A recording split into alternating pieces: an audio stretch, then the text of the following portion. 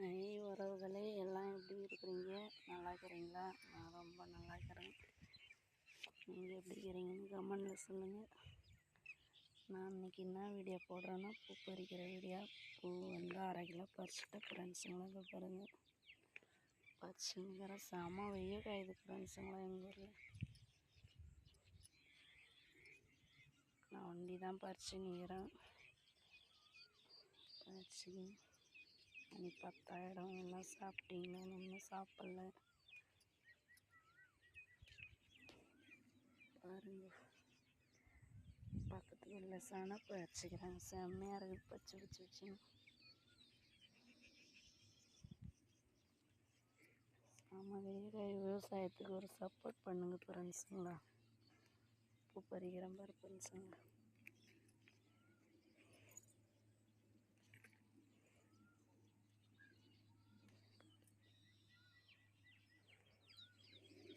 பாருங்க, பூ முள்ளி அரும்பு தான் நான் பறிக்கிறேன்.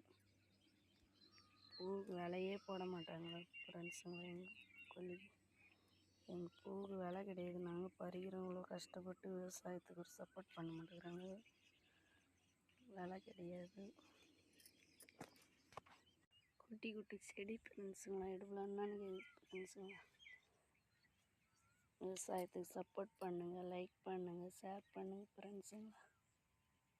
விவசாயம் பண்ணுறவங்களும் நாங்களும் பாவம் தானே ஃப்ரெண்ட்ஸுங்களா. பாருங்கள், இந்த அரும்பு எப்படி எடுத்து போடுறோம், விலை போட மாட்டாங்க. 100 ரூபாய்க்கு மேலே எங்களுக்கு விலையே கிடையாது இப்போலாம் அரும்புக்கு. அதே சென்னையில் நல்லா விலை போகுதுன்றாங்க, திருவண்ணாமலையில் விலை போகுதுன்றாங்க. எங்கள் ஊரில் விலை கிடையாது. திண்டிவனத்தில் எடுத்துமே போடுற பூவுக்கு பாருங்கள், 100 ரூபா 130 ரூபா தான் எங்கள் பூவுக்கு. மழை நாளில் தான் விலை போகும். இதுவரை நாங்கள் பறிச்சுன்னு கிடக்கணும் ஃப்ரெண்ட்ஸுங்க.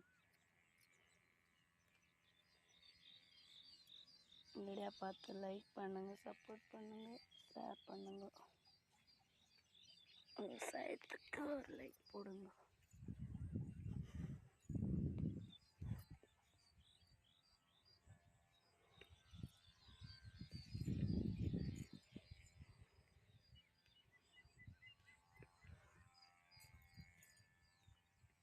வண்டிக்கு 1/2 கிலோ கொடுத்துருவோம் ஃப்ரெண்ட்ஸுங்களா பூ.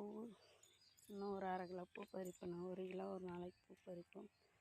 பூ கம்மியாக தான் வருது. அங்கே ஒடிச்சு விட்டு அது கட்டினா தான் நிறைய பூ வரும் ஃப்ரெண்ட்ஸுங்க எங்களுக்குள்ள. வீடியோ பிடிச்சிருந்தா லைக் பண்ணுங்கள், சப்போர்ட் பண்ணுங்கள், ஷேர் பண்ணுங்கள்.